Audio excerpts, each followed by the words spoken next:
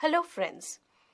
In our broad theme on the Union Executive, today we will be discussing the Union Council of Ministers. Along with the constitutional provisions, the experiences of the functioning of the Union government over the years leaves no doubt that the President of India is a constitutional head of the state. He is in fact a mere titular head.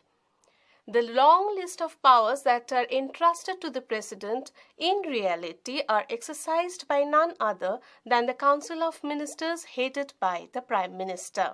In fact, following the British parliamentary model, the office of the President is one of great dignity and authority, just like the British monarch. However, the British monarch enjoys a greater authority, owing to the hereditary nature of the office, behind which lies the history of centuries. What is indeed strange about the Indian Constitution lies in the fact that neither the Prime Minister nor his Council of Ministers are constitutionally declared to be the real executive. Yet, it is they who play a key role in the entire administration of the nation. Now let us see how a minister is appointed. According to Article 74 of the Indian Constitution, there shall be a Council of Ministers with the Prime Minister at its head to aid and advise the President. The President appoints the leader of the party having a majority in the Parliament as the Prime Minister. Though the President selects the Prime Minister, but the other ministers are appointed by him only on the advice of the Prime Minister. Not only that, the Prime Minister even distributes the portfolios amongst the different ministers. Though officially they are being distributed by the President, the final say with regard to the distribution of portfolios is that of the Prime Minister. A minister may be chosen from the members of either house of the Parliament. Here it must be noted that a member of one house can take part in the proceedings of the other house, though he or she is not entitled to cast his or her vote in a house of which he is not a member. And this is in accordance with Article 88 of the Indian Constitution. Our Constitution has no power in appointing a person from outside the Parliament as a minister. But here, at the same time, it must be noted that a person so appointed shall remain in the post for a period of 6 months, during which he or she has to secure a seat in either house of the Parliament, either by nomination or by election, as the case may be. By virtue of this provision, Pandit Pant, who was not the member of the Parliament, was appointed as a minister of the Union, though subsequently he secured a seat at the Rajya Sabha. Not only that, even Dr. Manmohan Singh, when he assumed the office of the Prime Minister in the year 2004, was a member of the Rajya Sabha and not of the Lok Sabha. As such, the very convention that the Prime Minister being the member of the Lok Sabha is not always strictly being followed. The strength or the total numbers of ministers in a Council of Ministers is not mentioned in the Constitution. In fact, it varies from time to time and it is being determined according to the exigencies of time. For instance, in the year 1961, the total strength of the Council of Ministers was 47, which rose to 60 in the year 1975. But this number came down to 24 in the year 1977 when Janata government was at the center, and it once again rose to 58 in the year July 1989. The BJP government, at present the BJP government with Prime Minister Mr. Narendra Modi started with a mere number of 23 ministers at the Union.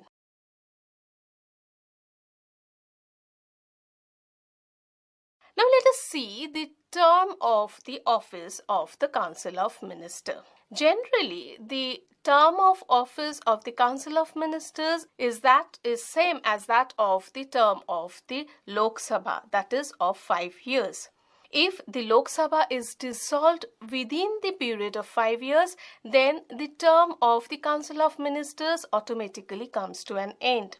Again, if it is enhanced, the term of Council of Ministers will also be enhanced.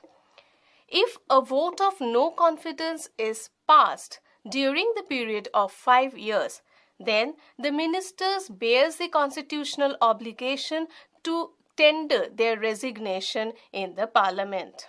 In fact, the collective responsibility of the Council of Ministers is basically to the Lok Sabha, even though some of the members of the ministry may belong to the Rajya Sabha.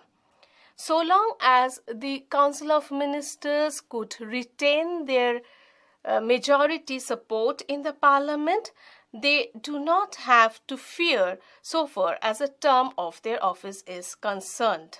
In fact, a lot depends upon the support that is being provided by the Lok Sabha. Now let us see the composition and the classification of the Union Council of Ministers. In fact, at this juncture of our discussion, it is essential for us to understand what exactly is meant by the term Council of Ministers. According to Professor D.D. Basu, the Council of Ministers is a composite body consisting of different categories of ministries. The Constitution does not classify the ministers into different ranks. In fact, all this has been done informally following the English model. Though it is legally sanctioned under Section 2 of the Salary and Allowances Act of Ministers in the 1952. In fact, it was Mr. Gopalaswamy Iyengar who, in his report presented in the year 1949, had classified the ministers broadly into 3 categories. They are namely the cabinet ministers, the ministers of state, and the deputy ministers.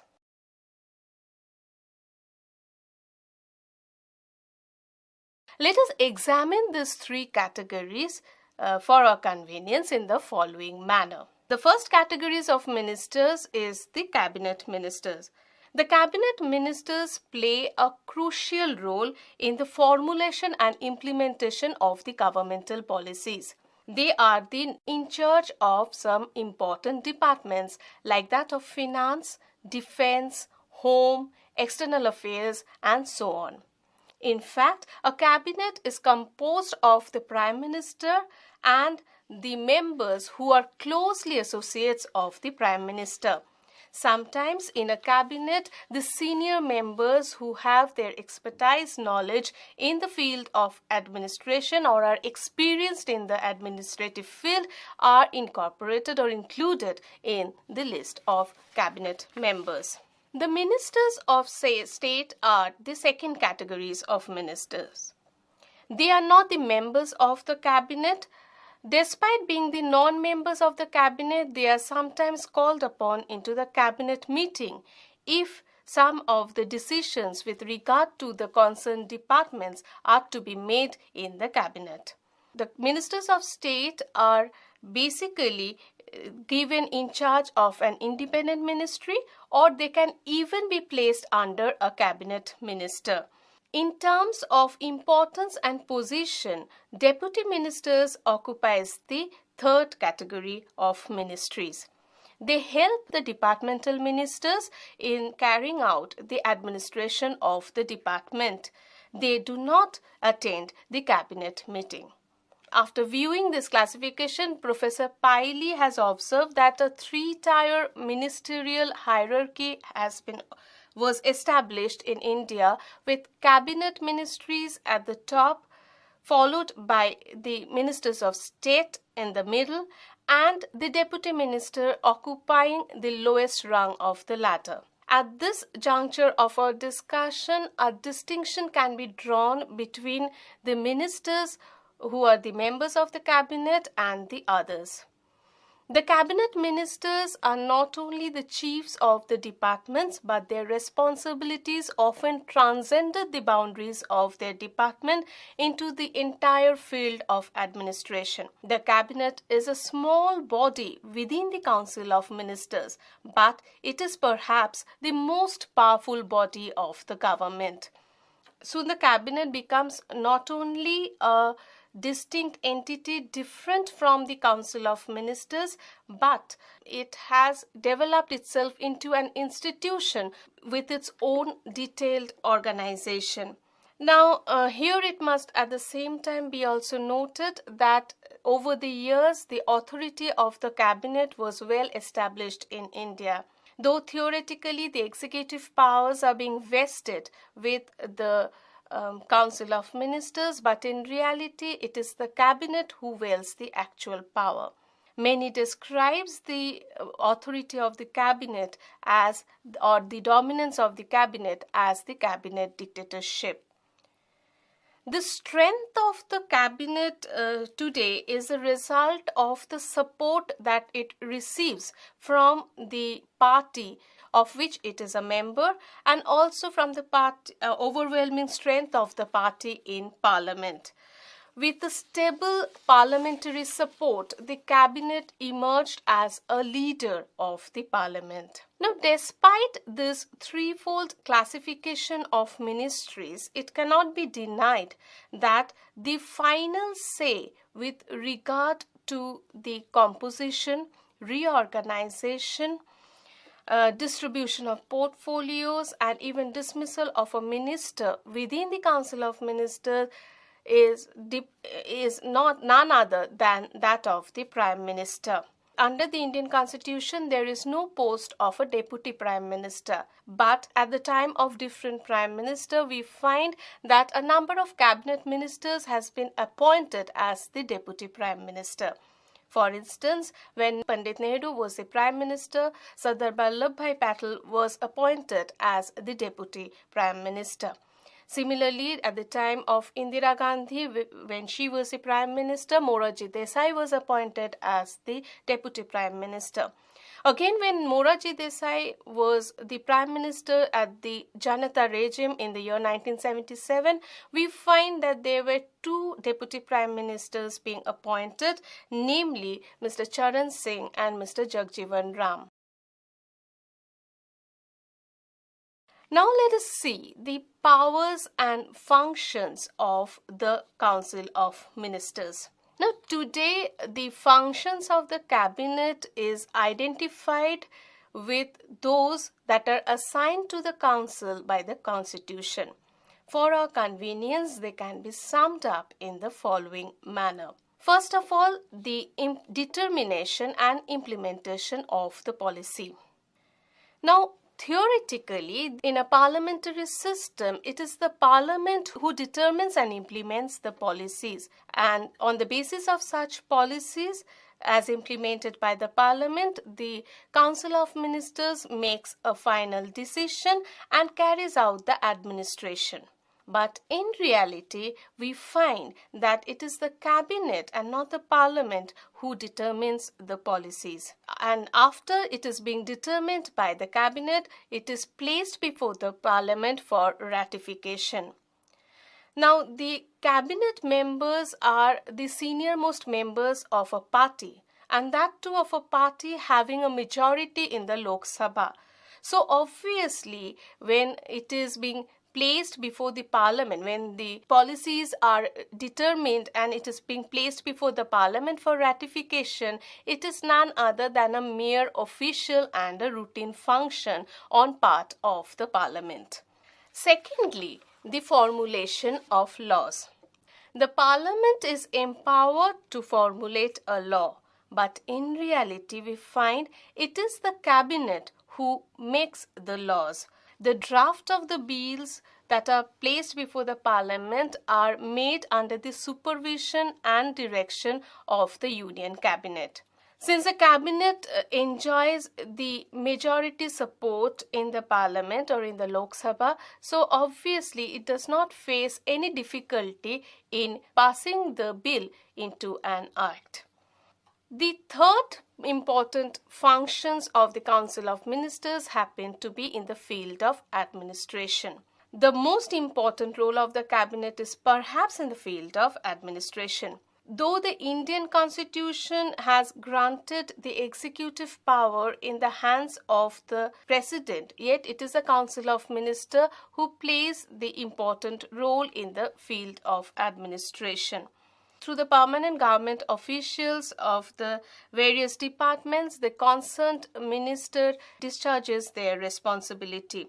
Not only that, the cabinet also plays an important role in implementing these laws as passed in the parliament. Next is the financial responsibility of the Council of Ministers. One of the primary responsibility of the cabinet is to determine the income and expenditure of the government. So, at the very beginning of every financial year, an annual budget is placed before the parliament. Though the task of preparing the budget solely lies with the finance minister, but we find that in important financial matters or with regard to the important financial decisions like that of the imposition of income tax, distribution and allocation of funds, etc., are determined by the cabinet members. Fifthly, in ensuring coordination, cabinet plays a crucial role.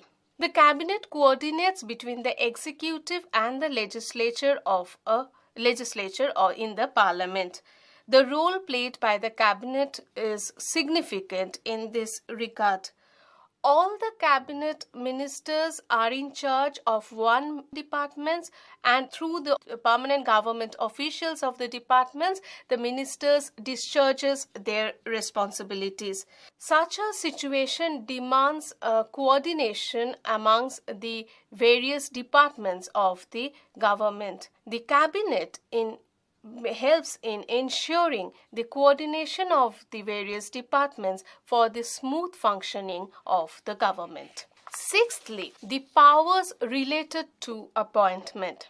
Article 74 of the Indian Constitution clearly states that there shall be a council of ministers to aid and help the President of India.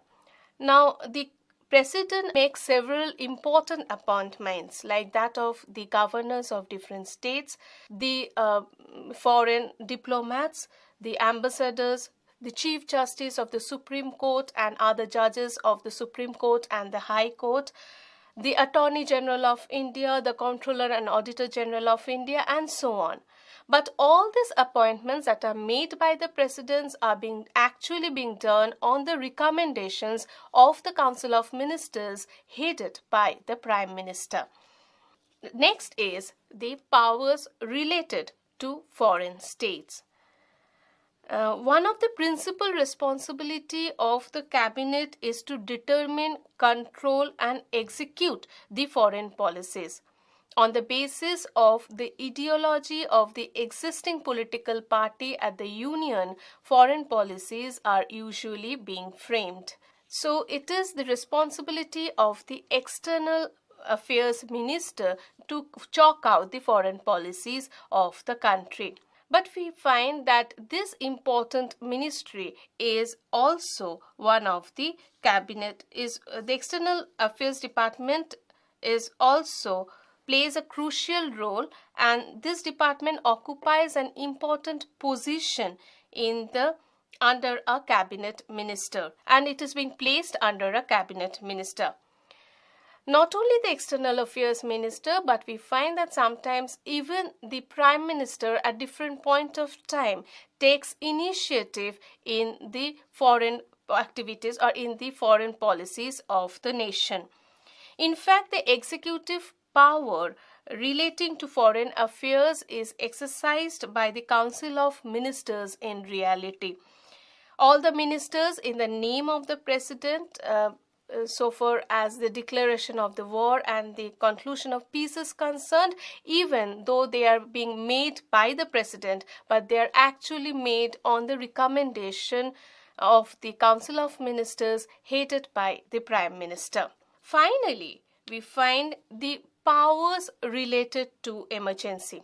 Though constitutionally the emergency powers are being granted to the President of India, yet we find that the President can proclaim an emergency only on the advice of the Council of Ministers headed by the Prime Minister. So, declaration of an emergency due to war, external aggression or armed rebellion, or even due to breakdown of a constitutional machinery of a state, or even at times of financial crisis, we find that it is actually being made on the recommendation of the Council of Ministers, more particularly on the written advice of that of the Prime Minister.